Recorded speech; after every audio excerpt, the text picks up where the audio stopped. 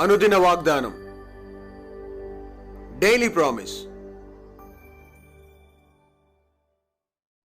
దేవుని నామమునకు మహిమ కలుగును గాక. మన ప్రభువు ప్రియరక్షకుడైన యేసుక్రీస్తు వారి శుభనామములో మీకు నా హృదయపూర్వక వందనాలు తెలియజేస్తాను. ఈ దినం దేవుని వాగ్దానం, ఇప్పుడే అది మొలుచును.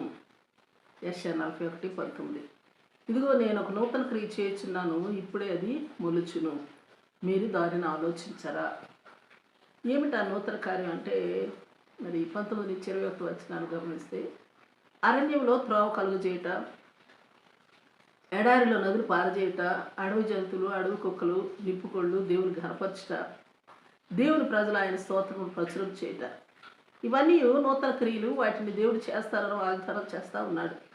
అయితే అంతకు మించిన అద్భుతాలు, నూతన కార్యాలు ఏమంటే, కీర్తన 85:11, భూమిలో నుండి సత్యము మొలుచును. యెషయా 45:8, భూమి నీతిని మొలిపించును. Praise lord. భూమి మీద సత్యమునకును నీతినికి స్థానం లేని దినాలు. అలాంటి దినాల్లో భూమి మీద నీతిని, సత్యాన్ని మొలిపిస్తానంటున్నాడు దేవుడని యెహోవా. Praise lord. మత్తయి 13 అధ్యాయంలో విత్తువ అనే ఉపమానంలో విత్తులను గురించి, విత్తులు మొలుచుటను గురించి కాస్త ఆలోచిస్తే, విత్తువాడు విత్తనములు విత్తినాడు, కానీ కొన్నింటిని ఆకాశ పక్షులు ఎత్తుకుని పోయాయి. రాతి మీద పడి మన్ను లోతుగా లేనందున మరి మొలిచినప్పటికీ ఎండకు ఎండిపోయాయి. ముండ్ల పొదలో అవి మొలిచాయి, ముళ్ళు అణిచివేసినందువల్ల అవి ఎదగలేకపోతున్నాయి. అయితే మరి మంచి నేలను పడిన విత్తనాలు మొలిచి మంచి ఫలాలు, నూరంతు ఫలాలు ఇచ్చాయి. మరో ప్రాముఖ్యమైన విషయం, మార్కు సువార్త 4:32లో, ఆవగింజ విత్తబడిన తర్వాత అది మొలిచింది, మొక్కలన్నిటికంటే పెద్దదైంది, గొప్ప కొమ్మలు వేసింది, గనుక ఆకాశ పక్షులు దాని నీడను నివసించగలుగుతున్నాయి. Praise lord.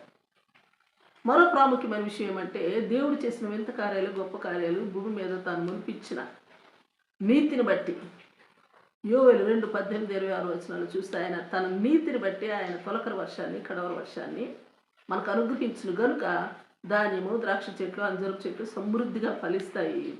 మరి ఆ ఫలాలు పొంగి పారునట్లుగా ఫలిస్తాయంట. అంతేకాదు, దేవుడు పంపిన మిడతలు, గొంగలి, పసర, చీడ పురుగు వంటి వాటి ద్వారా మరి వచ్చిన పంట నష్టం అంతా కూడా మరి మనకు పురుగులు నశింపచేసి ఆ శాపము నుండి విడుదలనిచ్చి తిరిగి మనకు ఆ పంటను మరలా ఇచ్చి వేస్తానంటున్నాడు. అది దేవుడు చేసిన నూతన కార్యం. అందుకే హోషేయ 10:12లో చెప్పబడినట్లుగా, నీతి ఫలించినట్లు మీరు విత్తనములు వేడి. ఆమోస్ 5:24లో చెప్పినట్లుగా, నీళ్లు పారునట్లు న్యాయం జరగనీయుడి, గొప్ప ప్రవాహములే నీతిని ప్రవహింపనీయుడి. ఫిలిప్పి 1:11లో వలె యేసు క్రీస్తు వలన నీతి ఫలములతో నిండుకొని వారే ఉండాలి. దేవుడు చేసిన నూతన కార్యం, నీతి, సత్య, సమాధానాలు ఇప్పుడే మొలిచాయి. అవి ఎదుగునట్లను, ఫలించినట్లను, ఆ మొక్క విస్తరించినట్లను, ఆ మొక్కలు ఆకాశ పక్షులకు నివాసయోగ్యంగా ఉండునట్లను, నీతి సత్యములు మొలుచుట, ఫలించుట దేవుడు చేసిన ఒక గొప్ప కార్యమే, అద్భుత కార్యమే, వింత కార్యమే. అయితే సువార్త వాక్కులు, దేవుని వాక్కుల ద్వారా విత్తబడిన విత్తులు, నీతి సత్యములు మొలుచుట, ఎదుగుట, ఫలించుట కొరకు తొలకరి వర్షాన్ని, కడవర వర్షాన్ని కురిపించి అద్భుతమైన రీతిలో, వింతైన రీతిలో ప్రతి ఒక్కరిలో నీతి సత్యములు మొలిచి ఫలించి దేవుని రాజ్యం విస్తరించునుగాక. ఆమేన్. అంతేకాదు, హెబ్రీ 12:15లో చెప్పబడినట్లుగా, చేదైన వేరే ఏదైనాను మొలకుండునట్లు ప్రభువే తన కృపనిచ్చి కాపాడునుగాక. ఆమేన్. Praise lord. ప్రార్థన చేసుకుందాం. ప్రేమ నమ్మకం కలిగిన మా పరలోకపు తండ్రి, నీ పరిశుద్ధ నామానికి స్తుతులు, స్తోత్రాలు దేవా. మీరు చేసే నూతన కార్యాలను బట్టి నేను స్తుతిస్తూ ఉన్నాను.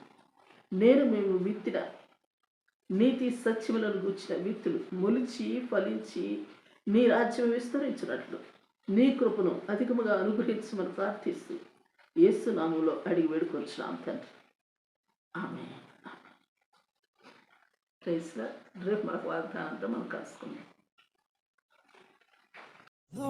ప్రతిరోజు ఉదయం 6 గంటలకు ఈ కార్యక్రమాన్ని వీక్షించగలరు. తిరిగి మళ్ళా రేపు ఉదయం కలుసుకుందాం. దేవుడు మిమ్మల్ని దీవించును గాక.